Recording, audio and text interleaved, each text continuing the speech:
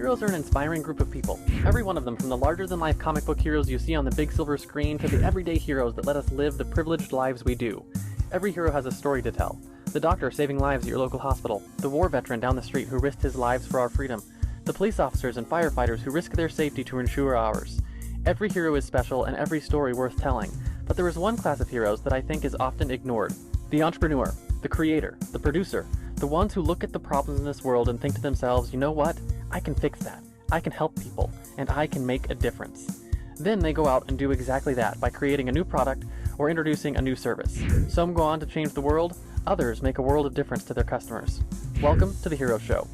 Join us as we pull back the masks of the world's finest heropreneurs and learn the secrets to their powers, their success, and their influence, so you can use those secrets to attract more sales, make more money, and experience more freedom in your business. I'm your host, Richard Matthews, and we are on in 3, 2, 1. Hello and welcome back to The Hero Show. My name is Richard Matthews, of course, and I've got on the line Glen Campbell. Glen, are you there? I am here with you, Richard. Yes.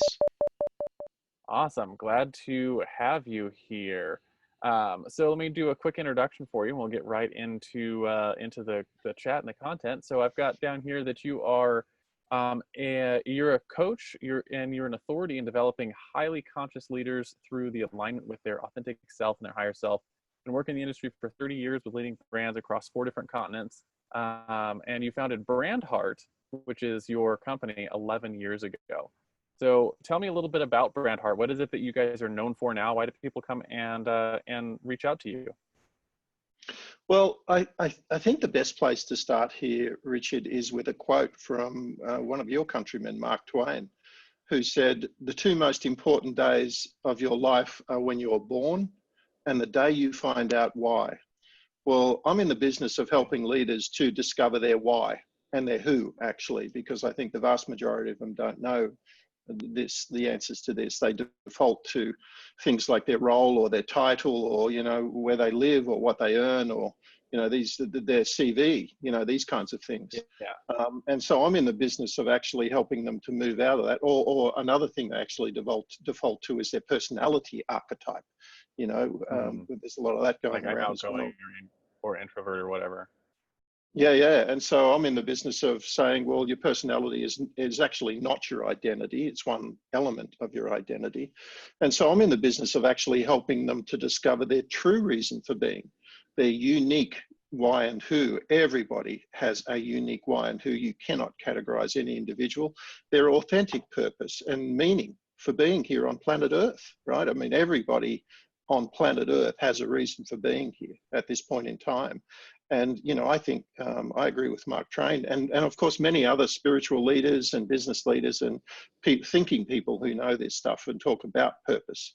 Well, a lot of people talk about it, but I'm actually in the business of showing them how to discover it for themselves. And so, I want people to live, to enjoy that second most important day and every day thereafter to be important and meaningful. And so, I want to share this with you, Richard, my personal vision. And, it took me a while to get to this, and this will kind of really shed light on what I'm in the business of doing, my kind of role here on this planet. And my personal vision is this: I am the light that awakens leaders to be remarkable. That's it. So I get out of bed every day. That's what I'm focused on. That's what I do. I never change the words. Nice. So do you work mainly with business leaders, or are you also working with like thought leaders or like regular, 9-to-5 working people that are looking to have better purpose? Who's like your target market? Anybody, Richard. I mean, I prefer to focus on leaders, and that's where I focus my promotional work, because I believe if you're going to, get to the masses, you've got to influence the influencers. Right. Mm-hmm. And so to me, I usually start with leaders, but I will work with anybody. I mean, because I think everybody needs to discover their own personal purpose in life, and everybody needs to step up and be a leader, of their own business and their own life. And life. So, yeah, their own life. Yeah. So do you see that the people that you work with, after you've sort of helped them define and develop their who and their why, that they actually see improvements or growth in their business or the organization that they're leading? No, I see transformations, mate. I mean, actually, you know, here's an interesting thing, Richard. I've been doing this now for 10 years or so, and what I find is this, and I've done this with over 350 CEOs, 350 celebrities, you know, lead athletes, entrepreneurs, all sorts, all these kinds of people. And when people actually, there's this moment, there's this kind of magnifying moment that happens when we get to the why, when we get to it. And people just break down. You know, I mean, I've seen grown men, the toughest of leaders, you know, guys who are running $2 billion companies, actually break down and start crying. I mean, tears flow, because they have this awakening where they go, oh my God, this is it. This is why I'm here. This is extraordinary. Everything changes, and everything changes for the better. And, you know, I see people who might be on the right track evolving, but I also people going through massive transformations, where they just start approaching their family and their business and their life in a way that's in alignment with their true self, their higher self, you know, their source self is a better way of putting it. Yeah, absolutely. So what I'm curious about then is sort of how you got into this, right? Your origin story. We talk on the show that, you know, every hero has their origin story. It's where you started to realize that you were different, that maybe you could help people. How did you sort of transition from whatever you were doing before, or, you know, what was your calling, your call to adventure, so to speak, into this life as an entrepreneur, helping people with, you know, finding their purpose? Yeah, it's an interesting one. I mean, I think from a very early age, I noticed that I had this uncanny ability to take complex things and make them simple. And so, you know, I mean, I used to have at home, you know, people saying things in a complex way, and I'd say, oh, so you actually really mean this? And they go, yeah, actually, that's what we mean. And so I'd kind of take this thing immediately, distill it all down into the essence, or what I used to call the truth, you know, the truth of the matter, you know, what's the essence of the matter. And just kind of hit them with this statement and go, yeah, that's it, that's what we meant. And I did this at school. You know, this got me through university, because I'd take all this stuff and I'd say, well, you know, I mean, you're saying that in a way that's very difficult to understand. Don't you really just mean this? And they'd go, yeah. And so that's why I started to move into putting the cookies on the lower shelf. Yeah, that's it. Exactly. It's like, well, why don't we just do it that way? Oh, we didn't think about that. I said, well, you're too busy making everything so complex. I mean, just make it simple. And so that's what kind of led me into the business of working in advertising agencies. So I actually kind of naturally did a commerce degree, and with a major in marketing. And then I went on to do a psych degree as well after that. And, you know, I used to kind of take all these concepts and make them really simple. And they used to look to me and say, well, what do you think, Glenn? I mean, could you just distill it down for us, please? And I go, oh, well, I'm kind of thinking it's more like this. And I'd only ever go to it like 2 or 3 words. And the psychology, that stuff somewhat helped me do that as well. But I then went straight into an advertising agency. And I've worked in agencies like Leo Burnett, which is comes from your country origin, you know, Saatchi and Saatchi. I've worked in Clemenger BBDO. You know, I've worked in your country. I worked at Burnett in Chicago for 12 months. I worked on Madison Avenue in New York with BBDO for 12 months. And so, you know, I've kind of worked in Asia and Europe as well. And so, you know, I kind of take this ability with me, regardless of, you know, what the brand is or what the category is, and find this way of being able to say, well, isn't it just this? And so the thing that is really interesting, the background story, that's somewhat interesting, but the interesting thing here is that what I noticed was that we're doing all this work for organizational brands, Richard, but the leader wasn't in alignment with it. I mean, he was still defaulting to old and useless leadership styles, or, you know, command and control style, which I talk about a lot, which is the old default style, which everybody thinks works, but it actually doesn't. And he wasn't in alignment. So I kind of shifted it and said, well, wouldn't it be great if we did this kind of work with the leader first? and then with the organization. Yeah. And so I started, I actually changed my organizational brand model and developed it in a way where I worked it to the individual rather than the organization, and it didn't require a lot of modification. And so I just go in there and say, look, I really want to work with you first, the leader, the CEO, and your management team first. And then we'll do the organizational brand, and then we'll do the cultural work. So we sort of get this harmonious culture that's in alignment as well. And so the thing that I noticed about that thinking at the time was this. I thought, well, I actually don't know. Me personally, I actually don't know my why on who or what my brand is, you know, my personal brand. And so I think I should do this on myself first, and then maybe my team. And so I did this thing on myself first, and it was a revelationary experience for me. And then I did it on my team, and I was running an agency that was kind of a creative boutique at the time, brand strategy and, you know, kind of high-end, really interesting creative work. We were a highly awarded agency at the time. There was only 45 of us, you know, but we were doing some really country-leading work here in Australia and some world-leading work as well. And so I took my entire team through this process, and I started to notice something that was really amazing, right? I started to notice that my team were communicating with each other better. They were more empathetic. They were more efficient and effective. I mean, basically what I had here was a unified collective of individuals all doing things a whole lot better. And the other thing that happened was my clients started noticing it as well. And I had clients on the phone to me, ringing me up and saying, what have you done to your team? What's going on there? And I said, what do you mean? And they said, oh man, they're just amazing. They're just so much better. I mean, where's the magic dust, Glenn? Can I get my hands on some of that? And I said, well, yes, you can. You know, actually, I'll take you through the same process as I went through here with my team, and let's see how that goes. And so, Richard, originally I started doing this, I just did it for free because I was just trialing this stuff. Then I turned it into a product, and I started to do this, you know, with intention, you know, and it just started changing everything. And that changed the positioning of me in the business. You know, advertising agencies are very hard to position to get distinction, right? And I created this product. Commodity type service. It's a very commodity driven business, you know, and it's very hard to say, well, we're a highly creative agency. Well, isn't everybody? And so that's like I default. created. You have to be a creative agency to show up for the game. That's right. That's right. That's what you're in the business of doing anyway. And so I started to develop this product, and I introduced it as a key part of our offer.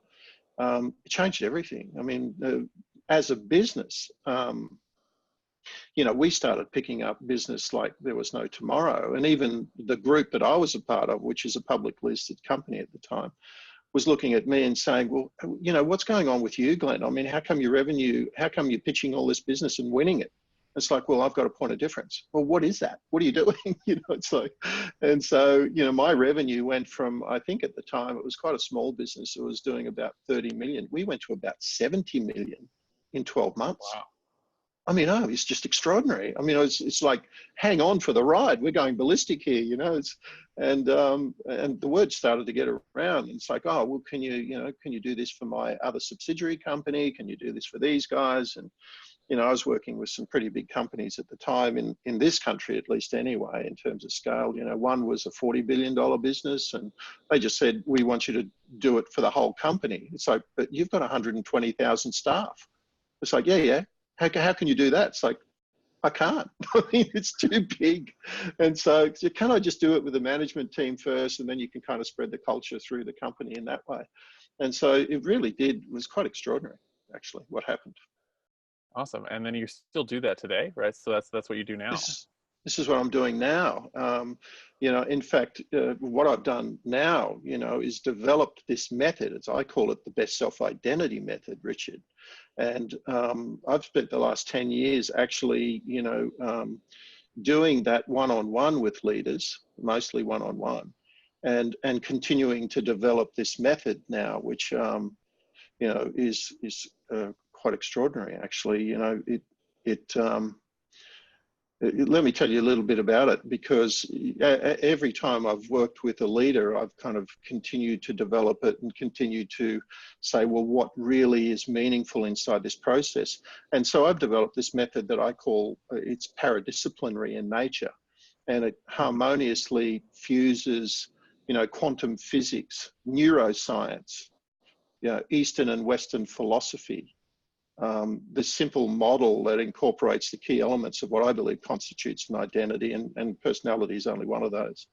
And over 30 years experience of me kind of going in there and saying, well, what is the real pulse that you have in your life? What's your real passion? You know, what is your why and who? And let me help you to discover that. And I never tell anybody this stuff, Richard. I don't tell anybody. You know, a true coach doesn't tell anybody what to do. What they do is they help them to discover it for them. Yeah, they help them to discover it for themselves. And so, you know, it is a discovery process, and that means that they actually own it because it's theirs. It's not what I think they should be doing. And so, yeah, interesting. So, yeah, it's a crazy story too, right? So all the way from like you said you were in psychology in college and that kind of stuff, and moving into an agency work and working for small agencies and building your own agency, and then like exploding your agency with all this kind of stuff. It's a crazy story. Like it sounds like you've been on a wild ride for the last, what do you say, 20, 30 years?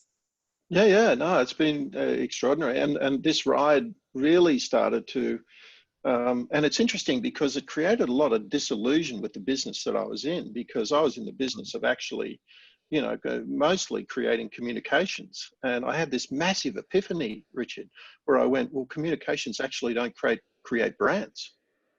Yeah. You know, that's not where a true brand comes from. And so I stopped talking about marketing, and I just started talking about what actually constitutes a real brand.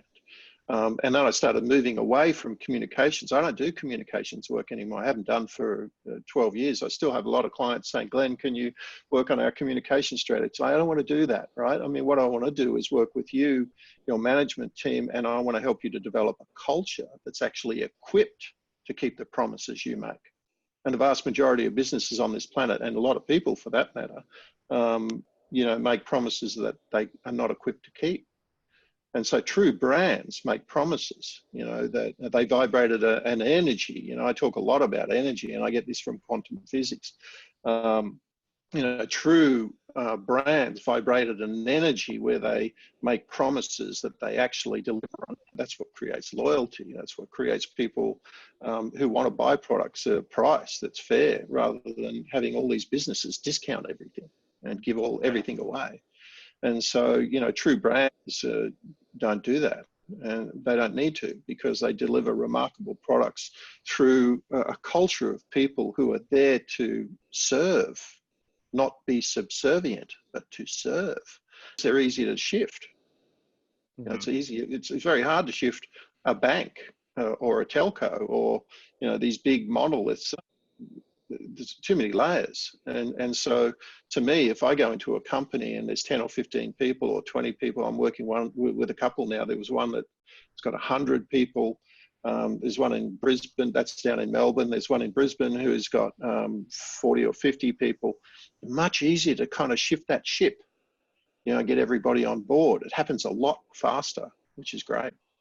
You get better, faster results. So this may be the next question here might be kind of, you know, what we've already been talking about, but it's your superpowers, right? So if we go from your origin story and talk about your superpowers, it's what is it that you do or build or offer this world that really helps solve problems for other people? If you could narrow it down and say, hey, this is what my superpower is, what would you say that is? I think, yeah, okay, good question. I mean, I think the superpower is my ability to be able to leverage this product. Because, you know, for the last 10 years, I've been doing this one-on-one. So how do I scale that? I mean, you know, it works brilliantly for that individual. And so, you know, I'm just not getting to enough people. And so I kind of thought there's only two ways of doing this, right? You can duplicate or you can leverage. And I thought, I don't want to duplicate. I got to train too many people. And it's too slow. And there's too many challenges with that. So I thought I'm going to leverage. And so my superpower here is to take all of this stuff and turn it into an online product that's accessible, that are priced and is accessible for everybody, not just leaders, but everybody who's interested. And so that's taken me the last 3 years, Richard, to do that. It's been a long process. And so, yeah, now I'm now offering this product online. It's going. I'm actually promoting it in your country, in the US, specifically your market, and so that anybody can access that and anybody can go through this process of discovering who they are and why they're here, and also get the learnings of, you know, these Eastern and Western philosophies, and understanding of basic neuroscience and understanding of energy. I mean, my belief is that true leaders are masters of energy. You know, this is powerful stuff, masters of their thought energy, their emotional energy, their vibrational energy.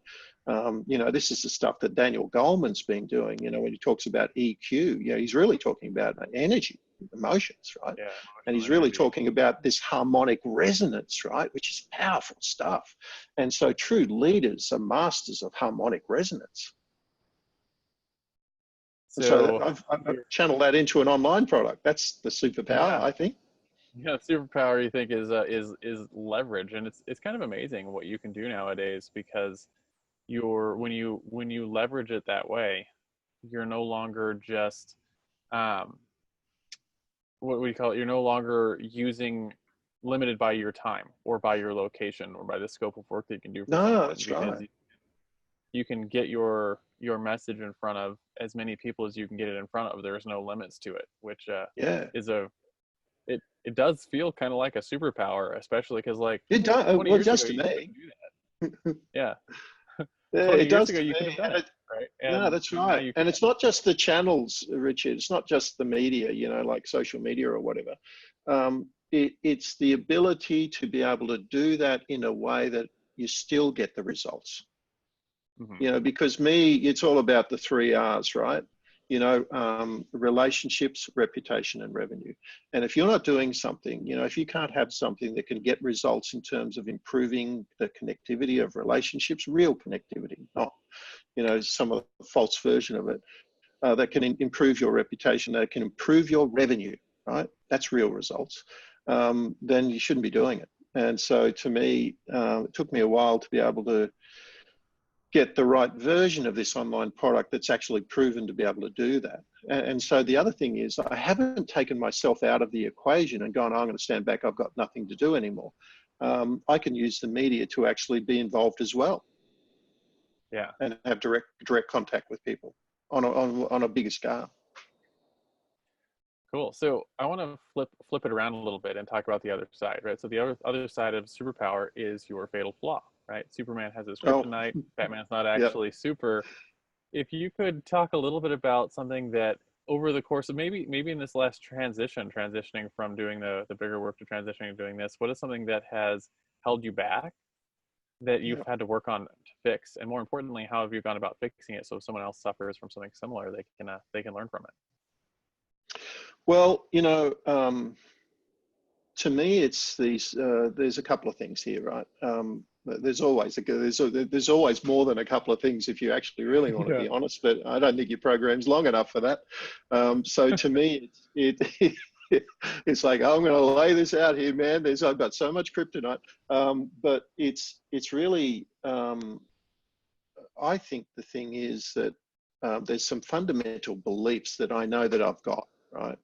And so I do a lot of work with leaders around what are the beliefs that are holding you back, those things that are kind of actually inherently imprinted on the non-conscious mind, you know, because we know that the behavior is a reflection of beliefs. And so therefore, what are those beliefs? And you can't change behavior or thinking or emotional states without changing the belief first. And so I know that I've identified a couple of beliefs in there that are actually holding me back, you know, and so I've done a lot of work and I've worked with other people, by the way. So I have my own mentors and my own coaches as well that I work with. I work with 4 different shaman and 1 neuroscientist. And so, you know, I have people I work with to help me trying to clear this mess and, you know, allow me to do the work that I need to do. And so there's some belief systems there that, you know, have held me back. And the other thing is, I take too long to engage. I mean, because my belief is this, if you want to create a remarkable brand, well, then you first need a remarkable product. And so I'm so busy trying to make the product remarkable that it takes me too long to engage. I mean, that 3-year process of developing the online product, I've got a friend that I work with who Nick Lucas, and Nick is saying, it's taking too long, mate. It's taking too long. We need to engage. And it's like, no, I've got to get it. Let's get it to market. Let's engage, you're never going to be ready. And I've always said, I've got a little bit more work on this thing to do, right? And it kind of extends out. And so, yes, I do get there eventually, and I have got there, and I am in the market, but it's probably taken a bit longer than it should have. Yeah, anyway, that's one of those things that's it's difficult to know how far you should get with your product because it's a problem. Because you have to it's a, what do you call it? It's like a catch-22. You have to have a remarkable product to get sales, but you also have to know that you can get sales before it's worth putting the effort into creating the product. Because if you create something there's no demand for, then you've just wasted your time, right? So you have to. I work with guys. Yeah, Richard, I work with guys who create the demand first for a product they haven't created yet. And I sit there and go, how do you sleep at night? I mean, I'm out there marketing this product. I know I can create it, and I'll create massive demand, and then I'll develop the product. It's like, I just couldn't work that way. I mean, I've got to develop the product first, and I know what the product is. And so I've got to develop that before. I actually just had a product that I developed that way. I had a course that I was like, I put the course together and put all the sales messages together for the course, and I was like, I'll create it when someone buys, and someone bought it, and I called him up and I was like, hey, you want to do all these things live? And we recorded the course, and he was like, oh, that's kind of cool. So anyways, totally create the course while you're going. So my next question for you is about your common enemy. So a common enemy would be what you fight against, right? So if think about it like this, with your clients, your students, people who come into your program, if you could remove one thing from their life immediately that would change their game, right? Make them get better results faster, quicker. What's that thing that you would fight against and just, wave your magic wand and remove from their life? One thing, confusion. People are confused. They don't really know. They're leading their lives. They're kind of dragging their feet. They live in a complex world. This world we live in is incredibly complex, and getting more complex all the time. Richard, you know this. You've departed from the complexity of it to create simplicity. And so a lot of people, I think, are very confused that they're living in a complex world that they can't work out how to navigate. And this creates, insecurity, uncertainty, and fear. And there's a lot of fear. And we know the two primary emotional states, positive and negative, are love and fear. And when you're vibrating at the energy of fear, it's a very low vibrational energy, and it's not going to help you to get anywhere that's of any real value. And so what I try and do is take the confusion away to help leaders rise out of the old paradigms and useless rules and practices that don't actually serve them anymore and haven't done a very good job of serving them anyway, and create clarity and focus. And so clarity and focus, and then not just clarity and focus, but to match the clarity and focus of self first and foremost with passion. Right, so now we've got this kind of intellectual or mental view of it, and now we've got the emotional view that is in alignment with it, right? This is the whole idea of the best self-identity, is to say, I'm going to help you to create clarity and focus as to who you are and why you're here, and then match that with the passion of what I want to do this, so you're not being inspired by anybody, you're actually inspiring yourself. Yeah. I'm in the business of inspiring myself. I get up out of bed every day and go, man, attack the day, because I know what I'm meant to be doing. I know why I'm here, and I'm loving it. This is great. This is not work anymore. And so it's this thing that I call creating unwavering internal certainty. And, it's pretty hard to battle, what's going on externally, which is all uncertain. We can't control what happens externally. And so it's all uncertain. There's never been any certainty about anything. I mean, certainty is a fallacy, And so if you're battling, this is what I think. That's right. I mean, we're in the matrix kind of thing, right? I mean, I heard a neuroscientist the other day say, that movie, The Matrix, is not a movie, it's a documentary. And I just went, oh, wow, that's an interesting, And so we're kind of living in this illusion of, this desire for certainty, but it's not going to come from anything external. And so my belief is this: if you're battling external uncertainty with internal uncertainty, you're just going to create confusion, chaos, struggle, and a really tough life for yourself. And so you control what you can control, right? And so therefore you say, well, the only thing that I can create certainty around is myself. And so I'd rather battle external uncertainty with internal certainty. So I know who I am, why I'm here, and what I'm meant to be doing. And so that changes the paradigms. You move out of fear and into much higher vibrational states like love and acceptance and, these other gratitude, these other high vibrational states that are going to help you to attract the things in your life that you focus your intentions on. And so it's a different game. I mean, the whole game changes for the better. I'm curious about one of the, you talk a little bit about fear being a negative state. And I know that like one of the things that entrepreneurs get into regularly is like, especially when they're earlier in their career, getting trapped into like survival mode. Like I have to get the next client or do these things or have, they have revenue problems. How does that like survival mode sort of fit in with that fear and the vibrations and how it affects their business? So I think, if you know and understand vibrational energy and quantum physics, I mean, like vibration attracts like vibration. So when you're in a state of fear, you attract things that have a tendency to be like vibrational states. And so that, my view is nothing positive or powerful or good is going to come from that state. And this is a very hard state for people to shift out of because they're inherently led to believe this from childhood. That they're going to lose everything, or I'm not good enough, or all these other belief systems that create fear in a highly complex world. And so to be worried, to live in fear, to be concerned about where that next client's coming from, or I'm going to lose this client. I mean, these kind of emotional states don't actually help you to build a business.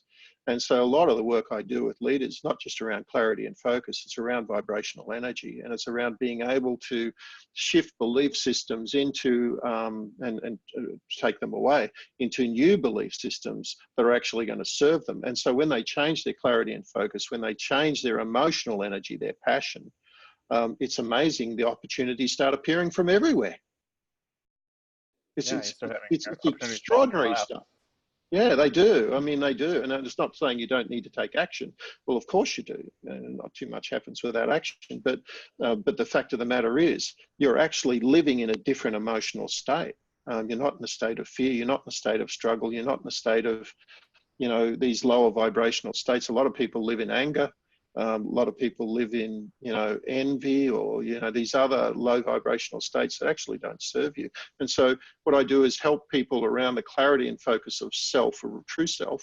That changes everything anyway from a vibrational perspective, is to move their vibrational energy up to be able to actually attract into their life the people, the events, and the opportunities that are in alignment with their passionately held intentions.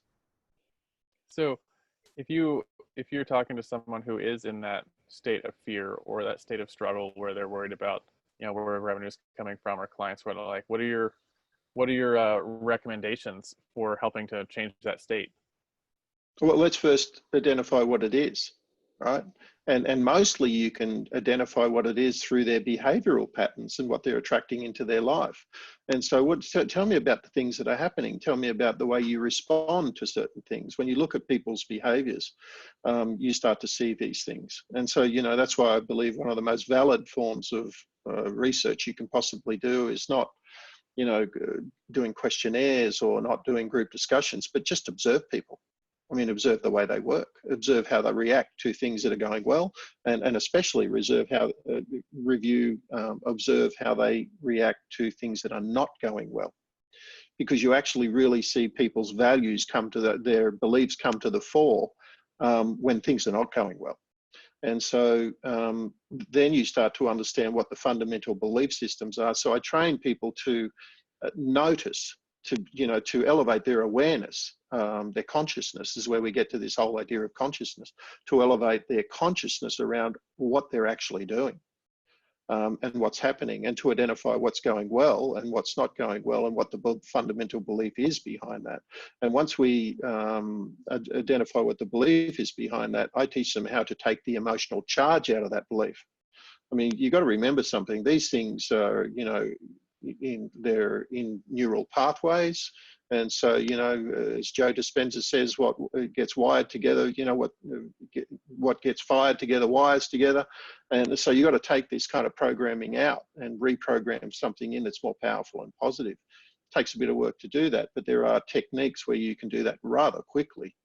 Dispenza's got a meditation for that. There's a lot of other people who have as well, where you can actually identify these beliefs that are holding you back, and the energy around it, the emotional energy around, the charge around it, right?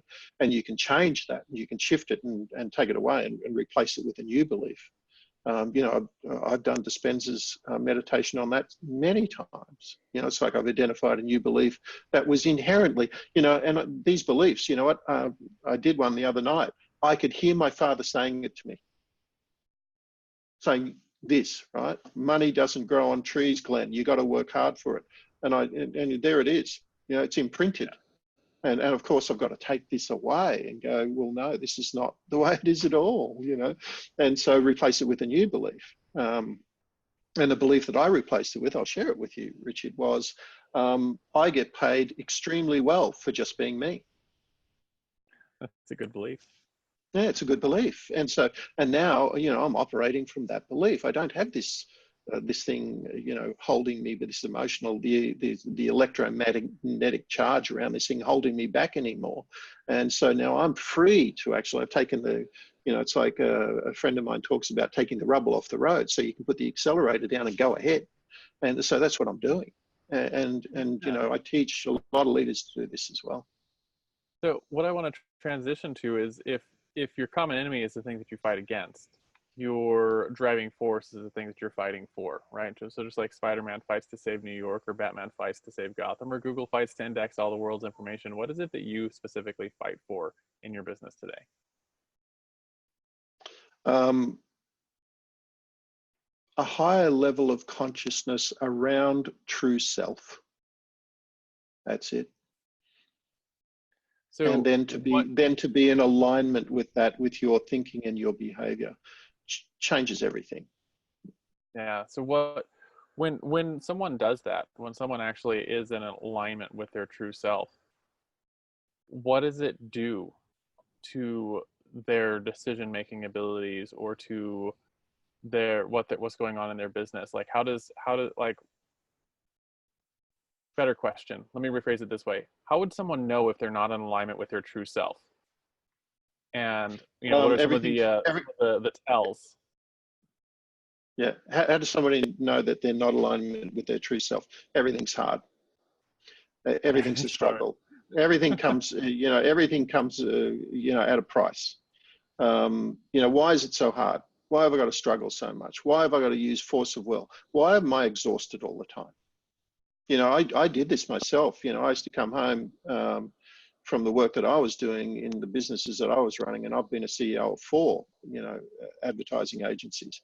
I used to come home absolutely a spent force, mate. I was spent. And I used to say to my wife, Victoria, I can't talk tonight. I've got no words left. I've got no energy. I'm done. I mean, I'm spent. I am emotionally and physically exhausted. And so what happens is the opposite of that happens, when you do this sort of stuff. You are massively energized. You know, physically, this is, you got to make sure you look after your body. So you got to feed it well, and you got to, you know, exercise, and, you know, make sure you drink enough water, all those things. Let's not get into that, but you've got to make sure your energetic state is at a high vibrational energy. And I was never doing that, because I'd come back and I'd go, no matter what I do, it's not working. I mean, I'm pushing harder and harder. It's not working. Yeah, it's not working. Yeah. Everything's a battle. You know, I just don't feel as though I can break through here. And so why can't I win new business? Why can't I attract better people to my business? Why can't I, you know, all these things. And so it just is tough. And, you know, it's not actually meant to be like that. And so I was really battling, you know, the misunderstanding of how, you know, my role in this world, the misunderstanding of actually how I live in this world, because I was working with, you know, inside old paradigms, the old matrix, you know, using useless rules that actually didn't work.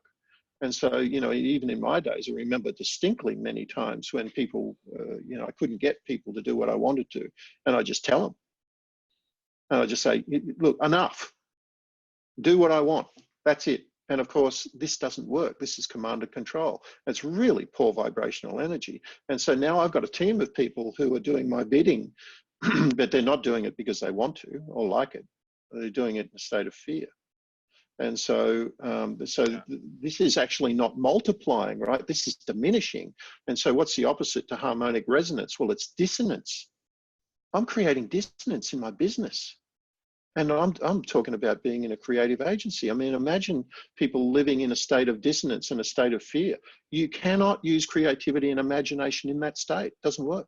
And so I'd be sitting there wondering why the work is not good enough that's coming out of, you know, my creative department or my production department, and sitting there going, well, these ideas are really poor. Well, that's why. And it took me a while to kind of work that out. And once I did, everything changed. You know, I mean, I started interacting with people in a different way. I started understanding, you know, what emotional intelligence is actually really all about, and vibrational energy. And so I have another question for you that I think is it's important on this like path. If someone is in a business and they're struggling, right? So in business, you have to go through that phase where you're working hard, right? Where like there's always hard work to building a business, and sometimes that work is just like you just have to, you know, one of my friends and I talk about, you know, you just have to go through the part where you eat shit, right? You just have to do the hard work. And so how do you know the difference between like, this is just a part of the business that's hard, that I have to get through this part, through these humps and make it to the next level or whatever, versus I'm not in the right state, or maybe I'm not in the right business, or like, you know, you actually like changed the direction of your business entirely after changing this? How do you know the difference between like, you just have to put in the hard work to get something done, versus everything's hard because I'm wrong, like there's something that I need to fix with me? Yeah. So there's two parts to that, Richard. This is a bit of a double-barrel question, but it's a hell of a good question, actually. The first thing is this idea of working hard. You know, my father used to say to this is one of the beliefs I removed, by the way. My father said to me, "You'll never get anywhere unless you work hard, Glenn." And so I've redefined that. I've taken that belief away, and I've gone, well, I don't work hard. People say that to me all the time. Are you busy? And I say, no, I'm not busy. Are you working hard? No, I don't work hard. And they go, well, what are you doing? You're not working at all? No, but I just don't call it work anymore. I mean, I'm pursuing my life passion. That's not work.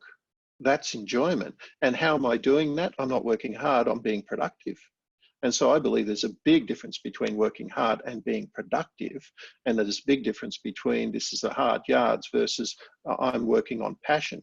And that's leads to the second part of the question, which is, how do you know you're doing the right thing? Well, I think people, you know, on this planet, we have an incredible ability to suppress our intuitive capabilities. And so I think people actually really know, because your intuition is telling you that this is not right for you. But a lot of people suppress it and disregard it and say, but this is what I need to do to earn a living, and this is what I got to do. And so they're not actually you know, embracing and enhancing their intuitive ability.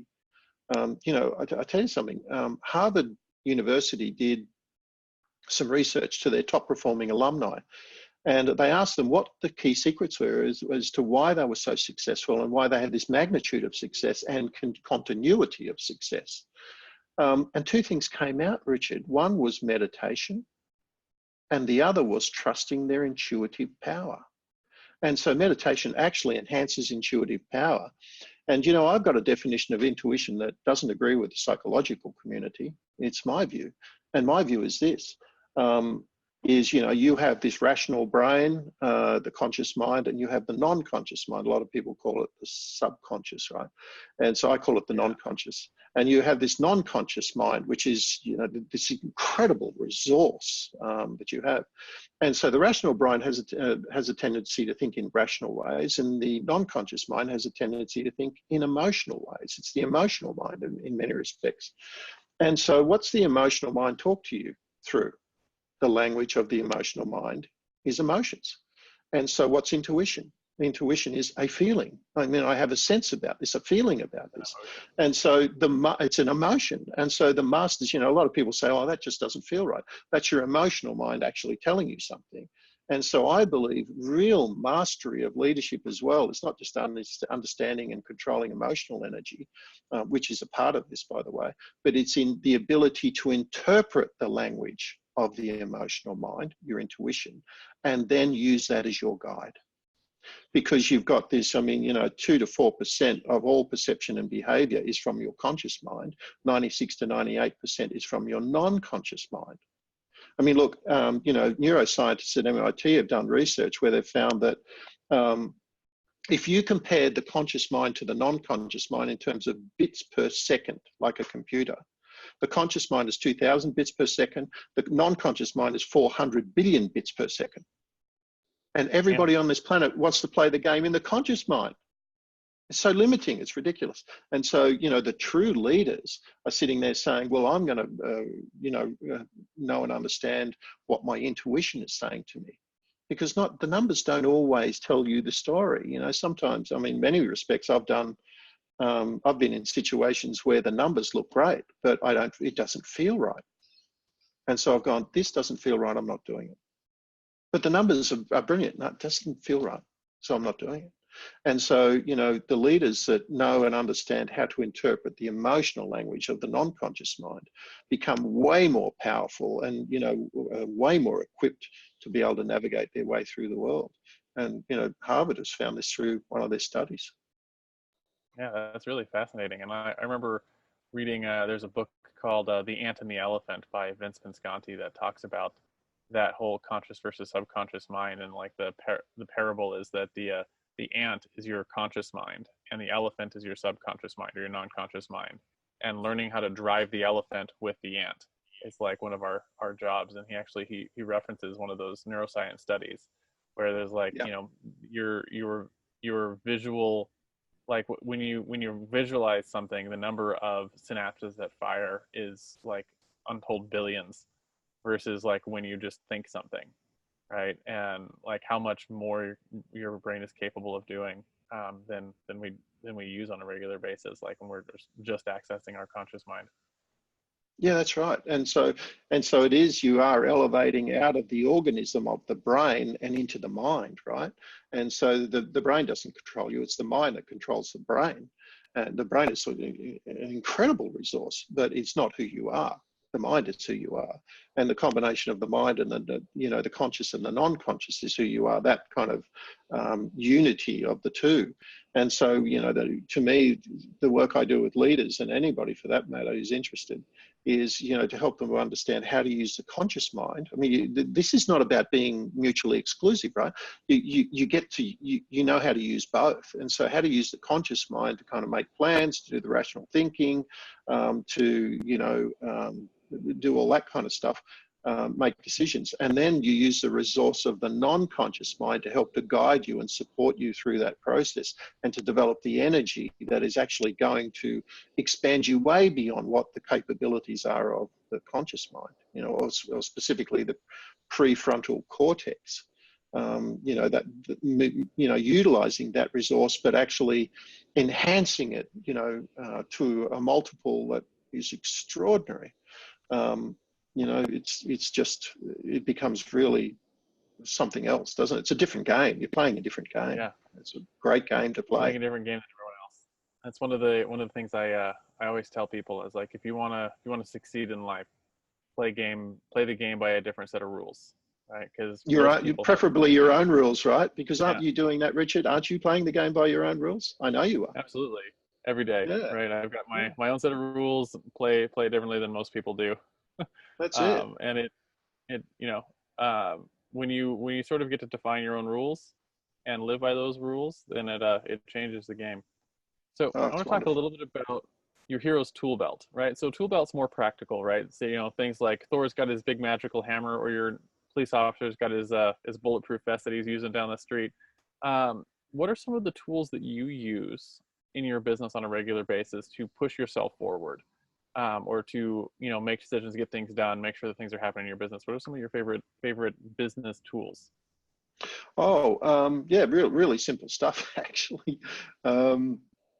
For a start, I always use a to-do list. I have some very specific disciplines around my to-do list, and my to-do list is always only 3 or 4 things. And the question I ask myself is this: what are the things that I'm going to do today that are going to change the fortunes positively of everything I do?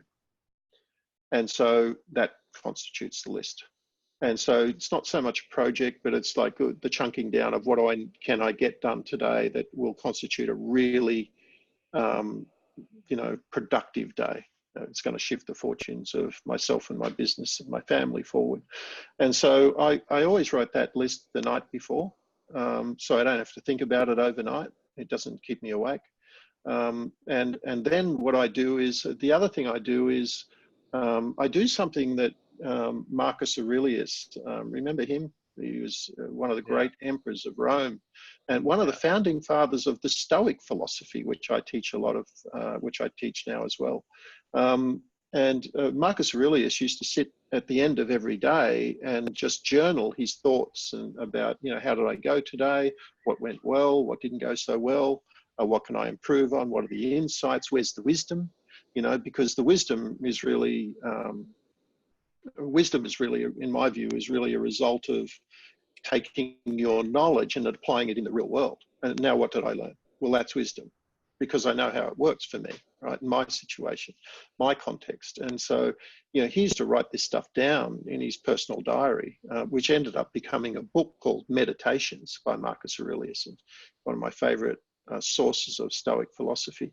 And so I've got this practice, where I've got a specific journal right there. It's right over there, where at the end of every day, I just sit down and write these things down, and then make note of what I believe I can do better, how I can improve on things for myself. So the to-do list is one, the insights from the self-reflection, and the self-reflection is actually what helps to elevate consciousness, of self and of everything. Do you consider that to be a type of meditation? It's self-reflection, contemplation are types of meditation, yes. Okay, so and I feel the process is actually, it actually is quite meditative. I enjoy it immensely. Wonderful, yeah. So it's interesting that because I do this show on a regular basis with people. The things that pop up over and over and over again for people who are running successful businesses are to-do lists, meditation, and calendars. Seems to be the 3 big things that everyone. Let me join the tribe, because I have this saying of, if it's not in my calendar, it's not going to happen. And so I have a calendar, my schedule, where I color code everything. And so I have a specific color for when I exercise. I have a specific color for actions. Purple is for actions. Red is for exercise. Blue is for appointments. And so everything that, everything, my diary is color coded. I don't know if you can see those or not. Going to focus, but they're all color coded. Yep, they're all there. They're all there. And so I'm constantly looking at my to-do list and my calendar all day. And the other thing is meditation. Yes, absolutely. I meditate every day without fail. And sometimes twice a day, depending on how I'm going. The self-reflection is a meditation. But I also incorporate a more active visualization meditation, back to what you were talking about, Richard. where I use visualization. And the visualization, which is a big part of the more active meditation, is around how I see it going. So what I actually do is, I have clarity of intention. I elevate the emotional energy around that intention. And then what I do is I bring that event forward into the present in the visualization. And I feel what it's like. I can see what it's like for this thing to be happening now, in my life now. And so, I'll do that work every day. And just out of curiosity, how much do you think those things have really impacted your success and influence? My answer to that is I wish I would have been doing them 30 years ago, mate. Would have been a world beater. I mean, it's like, I do reflect on these things and say, gee, I wish I would have known this, when I was 19, would have been great. But I didn't. And so, you go through it is what it is, right? You go through the process. But I do know these things now. And of course, it's not stopping there. I'm constantly learning. I'm constantly reading.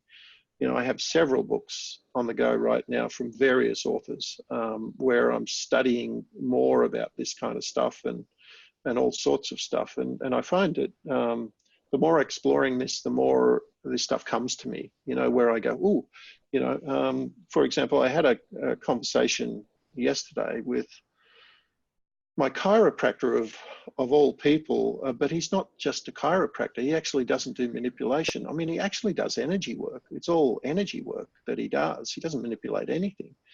And he loves studying neuroscience, and he loves studying energy. And so we get into these conversations. And, he just introduced me to a couple of guys last night and said, Glenn, you need to study this guy. You need to study this guy. And if I have a look, I can tell you, because I jotted the notes down. And he said, you need to study David Bohm and his view of quantum physics, because he's talking about a different thing. It's like, oh, okay, I'll do that. And he said, you need to read this book called Lost in Math, where, and you need to study this other guy. And so I kind of grab these things and go, yeah, okay, I'll read that, I'll read that, I'll read that. And it enhances and challenges my view of the world and helps me to improve and increases my consciousness as well. And then my ability to serve, right, the people I work with. Absolutely. The Hero Show will be right back. Are you tired of trying to write webinars that don't consistently convert? How would you like to have a webinar that effortlessly created sales in your online business? You can. Introducing the Webinar Alchemy Workshop. Webinar Alchemy Workshop is an online masterclass that will help you write incredibly persuasive webinars for your online courses quickly and easily. Using what you learn in this class, you can build a webinar that educates your entire audience while still creating sales. For a limited time, you can purchase this masterclass for only $7, and you'll get the exact framework I've personally used to help my clients sell more than $1 million worth of online coaching and training just over the last year. Simply text the word alchemy, ALCHEMY, to 444999, and I'll send you all the details. The music is by Purple Planet Music. Visit www.purple-planet.com. And now, back to the show. Absolutely.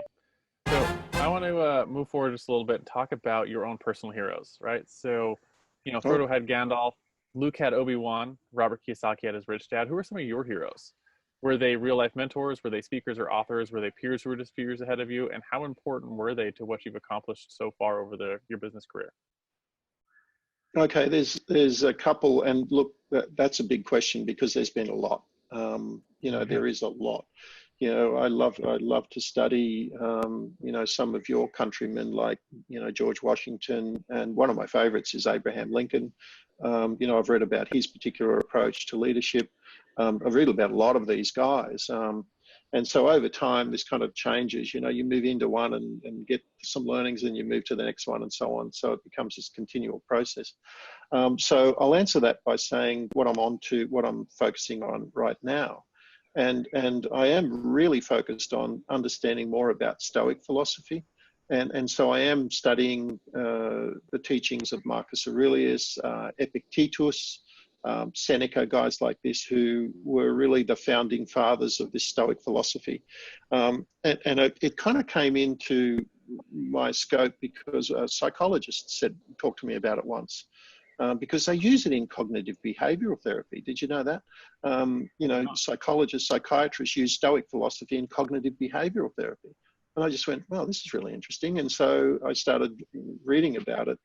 And now what I've done is I've created a paper on it where I've summarized what I believe are the 9 principles, the key 9 principles of Stoic philosophy.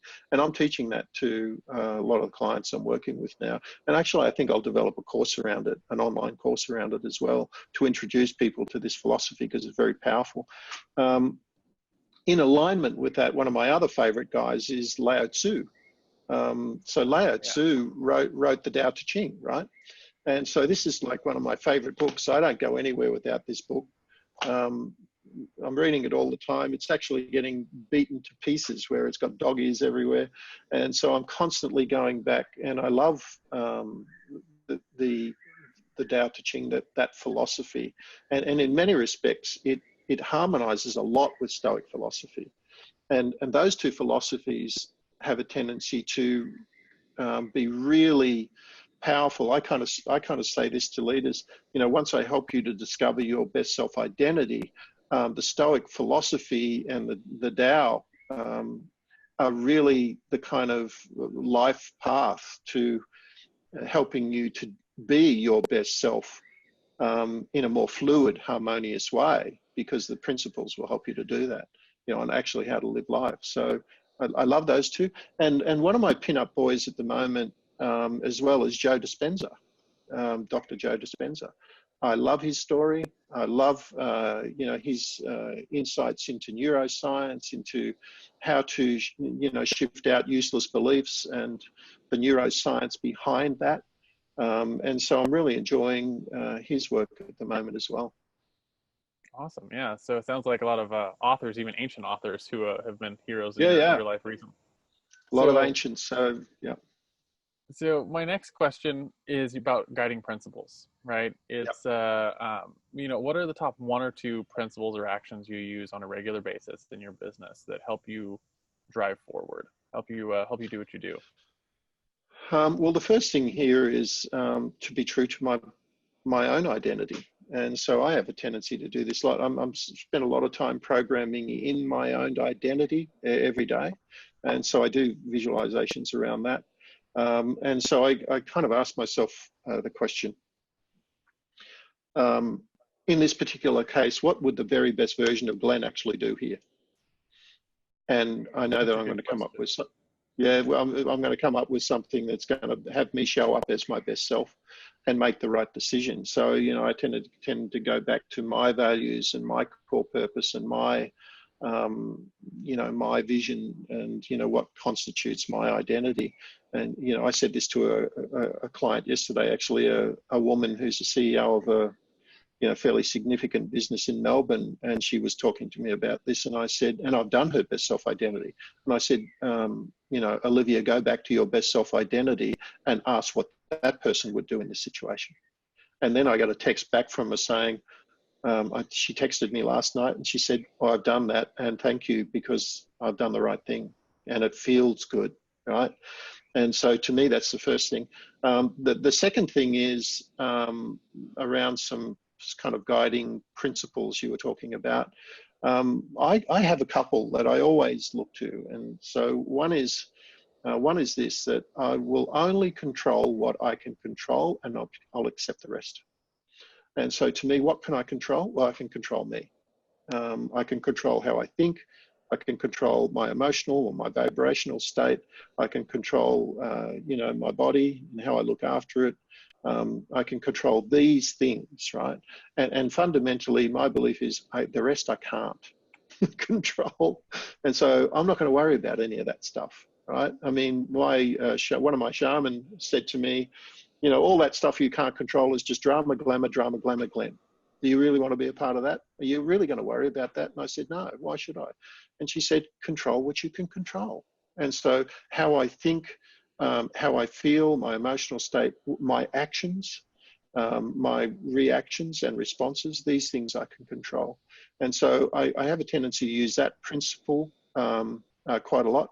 And the other thing, which is going back to that, is really to to view everything as an opportunity, Richard. I mean, even in the really tough times, I mean, when things are really tough, I kind of look at it this way. And I said this to my wife last night, you know, there's a real challenge. I said, this is just a test, right? I mean, there is an opportunity here. You cannot have a challenge and not have a solution. And so the challenge here is to find the solution, because on the other side of that is the opportunity. I mean, don't let this get you down. This is brilliant, actually. You know, the more challenges, the more opportunities. So everything is an opportunity. Opportunities are everywhere. And so, you know, it all depends on how you perceive it and how you view it. And so my belief is, you know, we've got this major problem. Well, number one, it's not a problem. It's just a challenge. And with every challenge, there's a solution. So let's find the solution. And on the other side of that is a powerful opportunity. And there are opportunities. You develop a solution, you have an opportunity to turn that into a product or a business or a service, or to help people with it. Correct. Perfect. Yeah. Well said. Absolutely.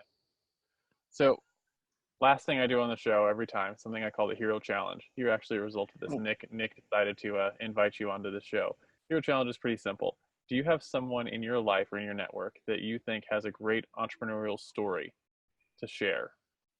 Who are they? First names are fine. And why do you think they should come on the show?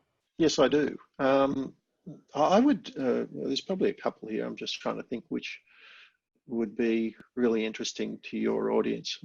You know, I would say this. There's this shaman I work with. Her name is Marcella. And I've been working with her now for 4 years. And she is just an extraordinary human being. Extraordinary. In fact, I can sit down and do energetic work with her. I can do multidimensional work with her, or I can sit and have a business conversation. In fact, the last time I sat down with her, we spent 2 hours just talking about my business. And she created massive clarity for me. And I just sat there and I thought, how do you know so much about this? And she just does.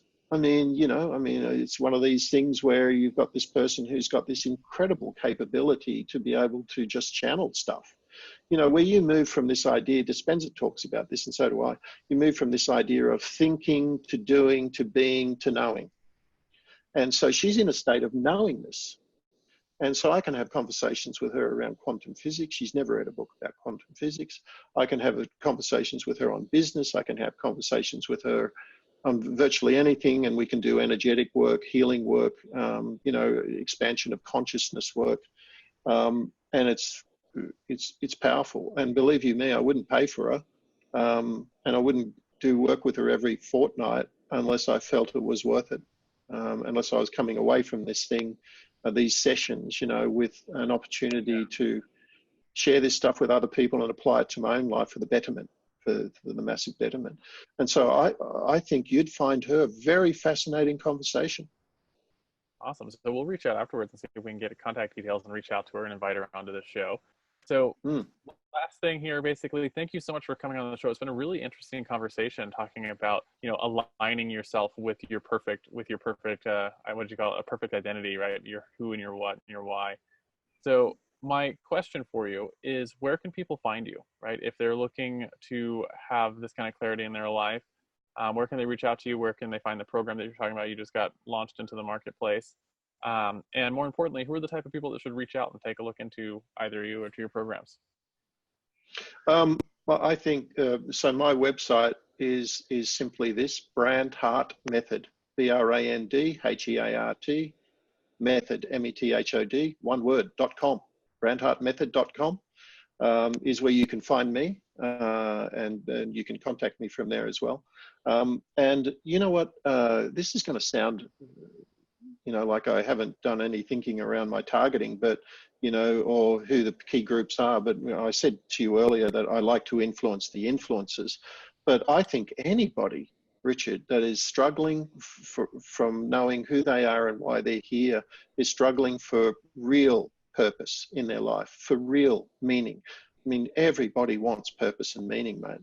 And everybody can live better lives as a result of that. And so my program is just as applicable to them as it is to leaders and leadership. And in fact, I do talk about leadership a lot, but I talk about it from the perspective of leading your business and your life. or, in like your case or my case, leading your family or leading, Yeah, community stuff, that kind of thing. Yeah. yeah. Every aspect of your life and every life that you touch, to be able to lead that, and not in the traditional sense, to have the clarity and focus of thinking, the clarity and focus of emotional state, and the ability to know how to, to fall into that.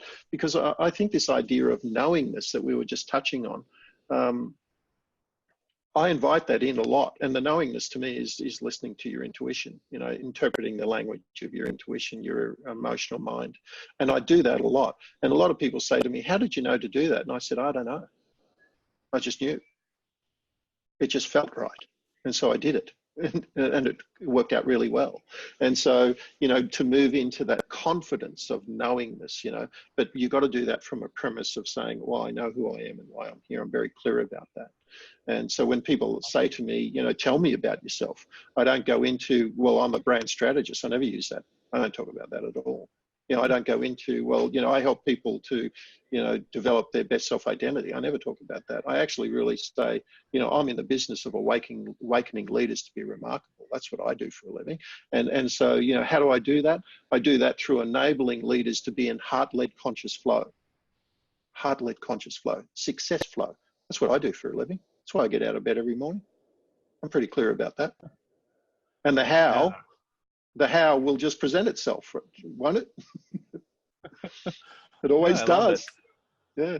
So if at this point, if you've been listening to Glenn, obviously Glenn knows what he's talking about in this space. If you are in a space in your business or in your life where you want to learn how to be in that heart-led flow, right? That success flow that he was talking about, definitely take a chance to reach out.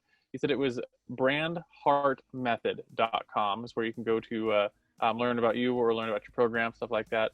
Glenn, thank you so much for coming on today. Really appreciate it. It's been a fascinating conversation. Is there any final thoughts you have for our audience? I think one of the most important things you can do in your life, in fact, I'd say it's essential, primal, is to get the answers to those questions. Those primordial questions. Who am I and why am I here? You need to get to answer those questions. Everything after that is going to be a whole lot easier, smoother, and much more enjoyable and more fulfilling. That's what I'd say. Oh, wonderful. Thank you very much for coming on the show, Glenn. Really appreciate having you here today. Pleasure, Richard. Thank you.